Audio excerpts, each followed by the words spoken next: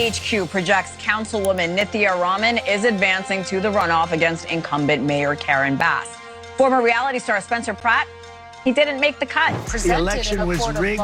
It was a dirty election. And it's happening again right now in California. Presented evidence. It's happening right now in California. How does Nithya Raman is one of the only people that benefited from most of the votes? How? Nobody even know who she is. Nobody really know her name. But if you wanted to rig it, this is what you do. If you or your child spent years growing up on social media and experienced serious mental health struggles, you should hear this.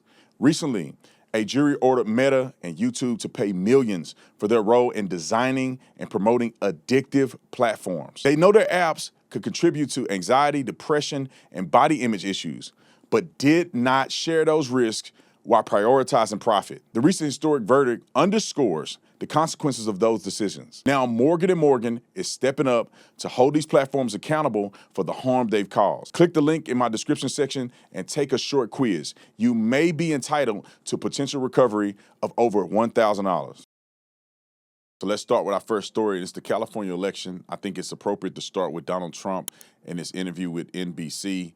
Obviously, he's incredibly frustrated. It looked like he's turning red. He's so mad at these people, rightfully so. But listen to what Donald Trump has to say in part about the California election. Roll the clip. The election was rigged. It was a dirty election. And it's happening again right now in California. Presented evidence. It's happening right now in California. Right now, it's look at what's happening in California. To that? It's the 4 Republicans days. Are doing well in California. It's no, they're not. They're dropping fast because it's a rigged election. Let me tell you, it's 4 days, and they aren't even close to coming up with. That's how they count You know why they're doing that? Because they're cheating on the election. Do you have evidence to support that? All I have to do is look.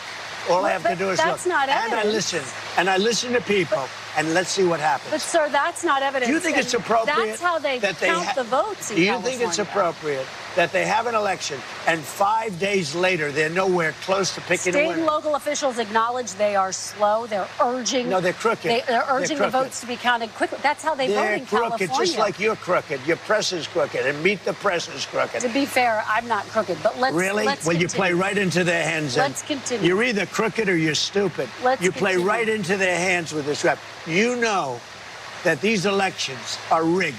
Your network knows that they're rigged. You know that I won an election in a landslide, and I got 94% bad press. But, Mr. President, you know why I got that? Because you have no credibility. But you've never presented evidence that it was rigged. Let's keep talking about. I want to talk about Todd. You have more evidence. There's more evidence than ever presented. Let's talk about your elections in this country. We're like a third world country. But, sir, your elections are crooked, and you're crooked, and Meet the Press is crooked, and so is ABC and CBS and CNN. But, Mr. President, you're one-sided crooked networks. All right, let's call it quits because I've had enough. Thank you, darling. Have a good time. Mr. President, let's please. I traveled all the way to Wisconsin. I've sat in the rain with you. I know. I've sat in the rain with you for an hour, on and off in the rain, and I've given you enough time. You ought to straighten out your press because you know what? Mr. President, a country can never be great with a dishonest Listen, press. we traveled all the way to Wisconsin for this interview. I think it's incredible how Donald Trump is like still polite to her, even though he's being straight up. Now, let's talk about this election real quick. This is why I think, now I cannot prove it. I'm not saying that it is, but I can see how the suspicion is there. I am suspicious. Think about this for a minute. If you were to try to rig or do trickery in an election, how would you do it? You will need to see the results for the first wave of votes that come in and see how much work you need to do to follow up to get your candidate to win. If you notice, why is it that as the election goes on or the counting goes on, Nithya Raman begins to be more and more and more popular? You would think that the course would be that the candidates that are already as popular at the beginning will fight for popularity throughout the election. How does Nithya Raman is one of the only people that benefited from most of the votes? How? Nobody even know who she is. Nobody really know her name. But if you wanted to rig it, this is what you do. Think about it from the very beginning. Karen Bass and Spencer Pratt. But they could not justify Karen Bass getting 100,000 votes at a time. So they brought in Nithya Raman. Therefore, they've got 3 people in the race. 2 of them, they can divvy the votes in, my opinion. And so what do? They see how the Republican perform. Karen Bass already has a strong stance. They need the other person to get him out of the runoff.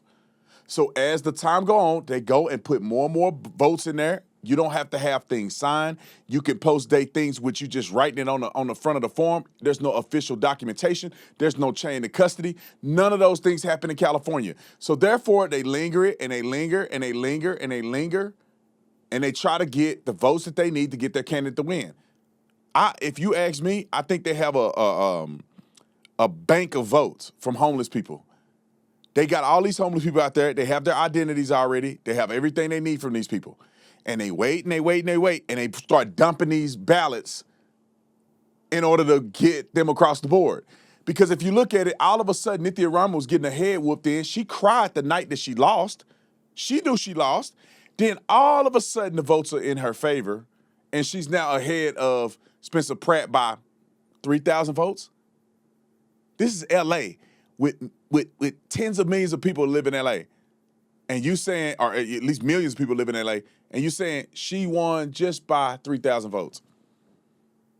It don't make any sense, man. It's crooked, in my opinion. Let's get to a couple news coverage clips. Roll it. Spencer Pratt's hopes of becoming the next Los Angeles mayor slipping away as the ballots continue to come in. Democrat Nithya Raman has overtaken his second-place spot in the race. She now leads Pratt by a couple of thousand votes. Matt Finn reporting live in the City of Industry, which is where the county ballot processing center is. This has got to be a disappointment for Pratt. Do you know if he believes that he still has the votes out there to gain back second place? Yeah, John, actually a short while ago, he posted an update. And here in LA County, there's still an estimated 355,000 ballots left to be counted. That processing will happen here in this giant facility. The latest ballot dumps pushed progressive councilwoman Nithya Raman past Spencer Pratt by just a few thousand votes. Moments ago, he responded, writing, "Folks, we're dealing with a fraction of a percentage point difference. There's still hundreds of thousands of voters outstanding, and LA officials have given us the next 3 weeks to count. Let's get her done." Now, Mayor Karen Bass's campaign released a statement attacking Raman and labeled Raman Bass's general election opponent, seemingly ruling out a Pratt comeback. A Bass spokesperson writing, "We look forward to winning a contest against an opponent who allows encampments near schools and fights against hiring more cops, yet is MIA on saving Hollywood jobs and fighting back when ICE invades LA." In the governor's race, the AP declared that Democratic candidate Javier Becerra will advance to the general election, Republican Steve Hilton in second, Democrat billionaire Tom Steyer in third, and statewide, there is about 30% of the vote that is still outstanding as well, John. Don't you find it funny that in most of these races where we're complaining about there being impropriety, the Republicans are always winning first and then they begin to lose? It's never the case where the Republicans are losing and then they begin to creep up, but it just never made it to the point where they will win. It's always a situation where Republicans are either doing well and and then in these places where they can mail in the vote, the Republicans always die towards the end. Don't you think it's suspicious that the election goes south towards the end? Right in the nick of time, these ballot dumps favor one or two candidates. It's insane to think that that's not true.